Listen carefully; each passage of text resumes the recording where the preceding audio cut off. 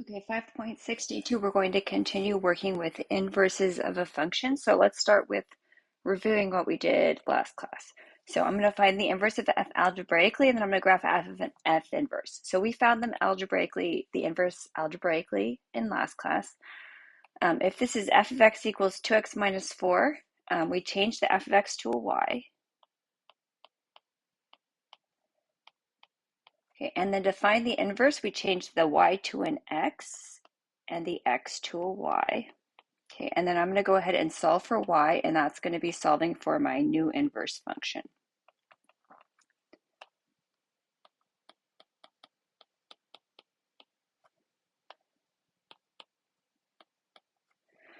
Okay, instead of saying y equals, I'm going to go ahead and give it the name f inverse of x.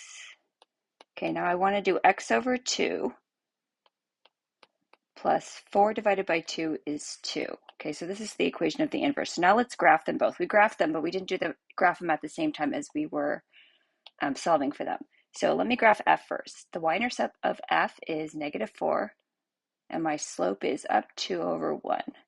I'm doing an extra dots just to make it straight. Okay, this is a linear, so this is linear, so let me graph my line. Okay, and I'm going to go ahead and label that as f.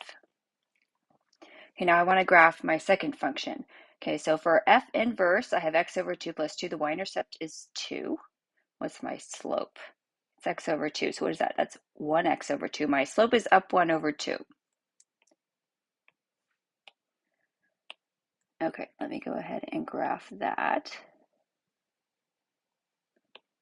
Okay, and then that one is f inverse.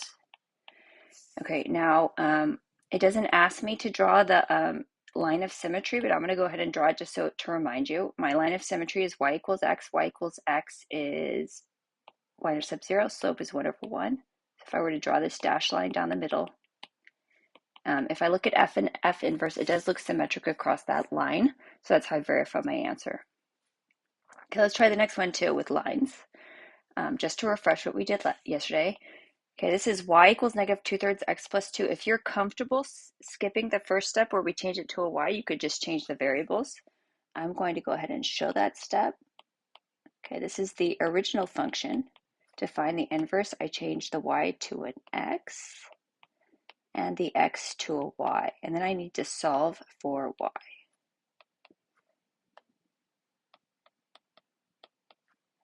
Okay, and if you're comfortable canceling the negative 2/3 all at once, you can. If you would like to do it piece by piece, you can do it piece by piece. I'm going to multiply by the denominator, which is the 3. So I'm going to do it in 2 steps. Okay, I'm going to multiply the whole right side by 3. Okay, the reason we do that, remember, is to cancel the bottom 3 with the top 3. So I have 3x minus 6 equals negative 2y. Now I'll divide everything by negative 2. Okay, and then I'm going to go ahead and redo the notation. So this is the inverse of f, so f inverse of x. Okay, 3x divided by 2 is negative 3 over 2x. Negative 6 divided by negative 2 is positive 3. Okay, I'm going to go ahead and graph f and f inverse. And I just want to look and see if it looks like they are in fact inverses of each other.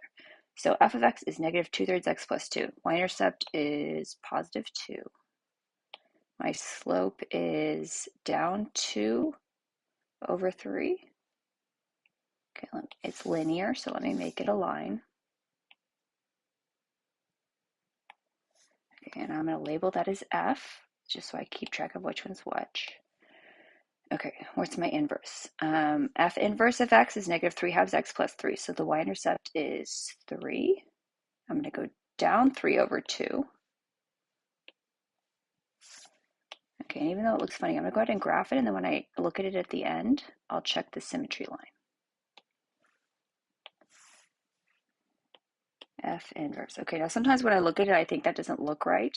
And then when I do the symmetry line, it helps me realize it's okay. So the line of symmetry is y equals x. So y-intercept is 0, up 1 over 1. Okay, dashed line. Okay, and then once I draw that line, it does look like this is reflecting over the this. It does look like I'm a little bit off though. Let me see, double check my lines. Okay, y equals negative 2/3 x plus 2, up 2, down 2 over 3. What about this one? Up 3, down 3. Oh, I did get off. Okay, so the line of symmetry is helping me realize that I graphed this one a little bit off. Okay, so let me fix that. Okay, so y-intercept was 3, and I went down 3 over 2, so it should actually be right around here. Let's see if that looks better. Okay, and let me fix my f. Does that look better? Oh, that does look better. So this is my y equals x, and now it does look symmetric across that line. Okay, now we're going to keep finding the inverse algebraically, but now we're going to do some functions that are a little bit more interesting than lines. Okay, so I'm going to do the same process. So f of x equals x squared plus 10. They're giving me this weird domain, which is x is greater or equal to 0. Later when we graph it, we'll see why that is true. But for now, we're just going to say that's a fun fact for us to know. Okay, so this is y equals x squared plus 10. Okay, to find the inverse, I change the y to an x and the x to a y. Okay, now I need to solve for y. So I'm going to minus the 10 over. X minus 10 equals y squared. Now how do I cancel this squared? I square root it. Okay, I get y equals. Okay, now here's where this weird domain situation comes into play. Okay, normally when I solve a quadratic and I square root something, I get plus or minus the square root of x minus 10. They're telling me that on f, I only care about the x's that are greater than 0 or equal to 0, which means for the inverse, I only care about the y's that are greater or equal to 0, which means I only want to do the positive square root of x minus 10. And I don't care about the negatives because of this weird restriction here. When I graph it, it'll make more sense, but for now we're just doing the algebra. Okay, so I solved it. What was I trying to find? The inverse. So f inverse of x is the positive square root of x minus 10. Okay, let's go ahead and try the next one. G of x equals 2x to the third minus 5. Okay, so this is the same as y equals 2x to the third minus 5. To find the inverse, I change the y to an x and the x to a y, and I solve for y.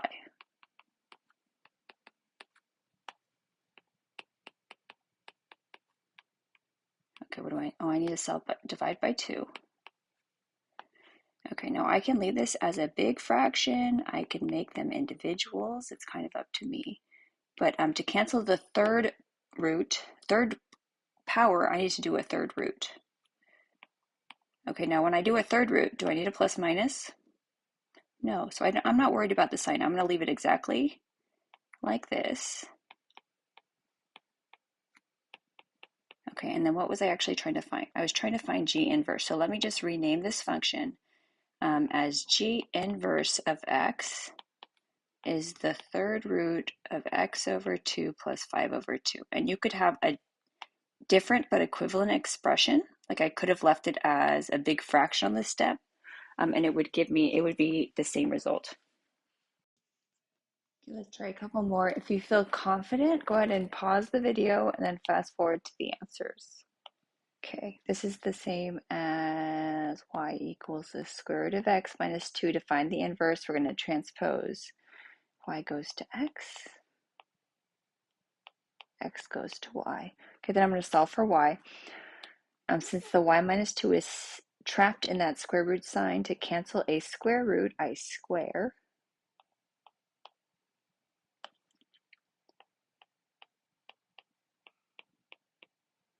Okay, let's add the 2 over.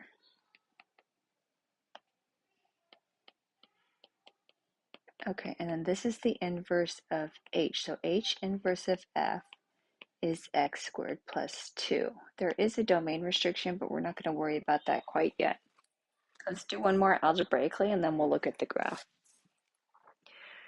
Okay, g of x is the same as y equals. Okay, to find the inverse, I change the y to x and the x to y. Okay, I know I want to cancel the cube root, but this 2 needs to go first. So let me divide the 2 first. Actually, it doesn't need to go first, but I would have to cube it, so I'd rather move it first. Okay, now I have this third root by itself. Let's third power both sides. Okay, what is it? X to the third. 2 to the third is 8. Okay, Okay, which just minus the 4 over.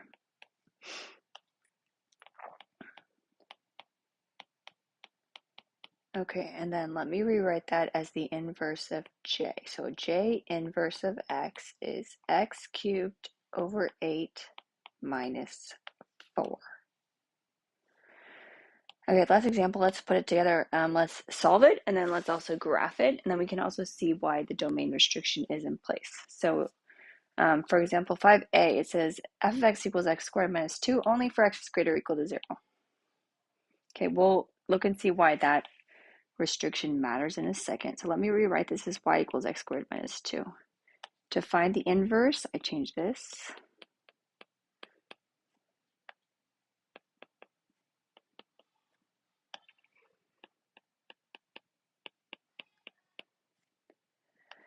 Okay, y squared square root.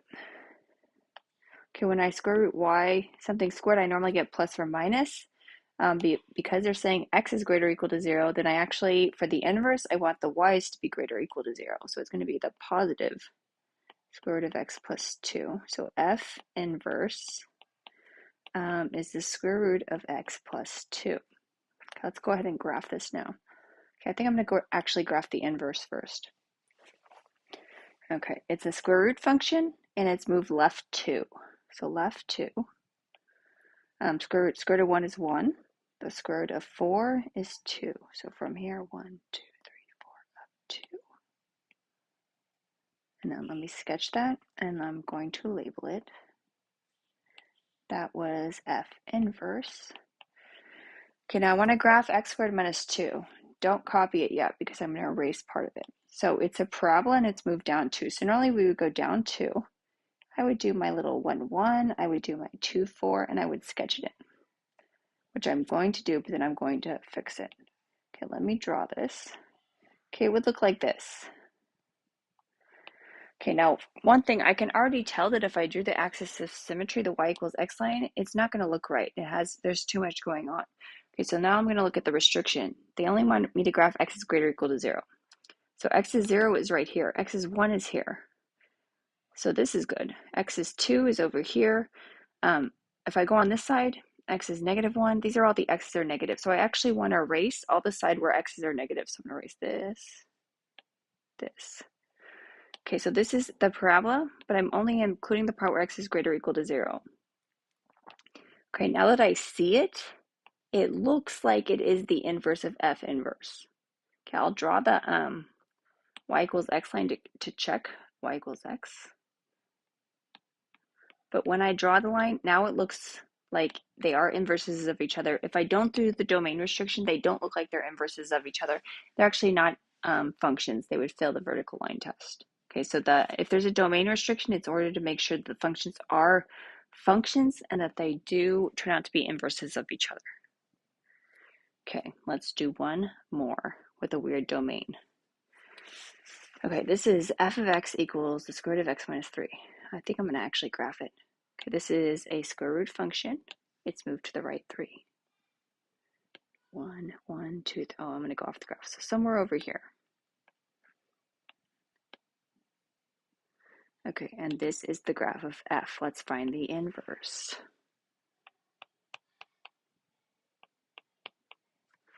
Okay, to cancel the square root, square it.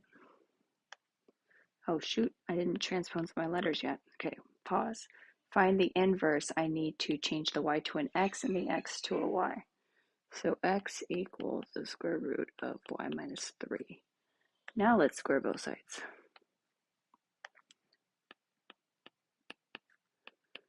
Okay, and then I'm going to add the 3 over.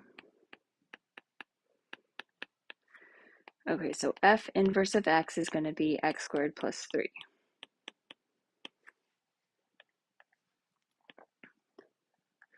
Okay, now if I graph x squared plus 3, that's a parabola. It goes up 3.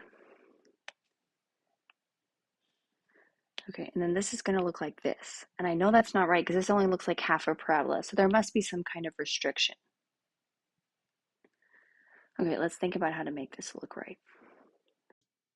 Okay, so let's look at the square root function. For the square root function, we're only including the y values that are greater or equal to 0.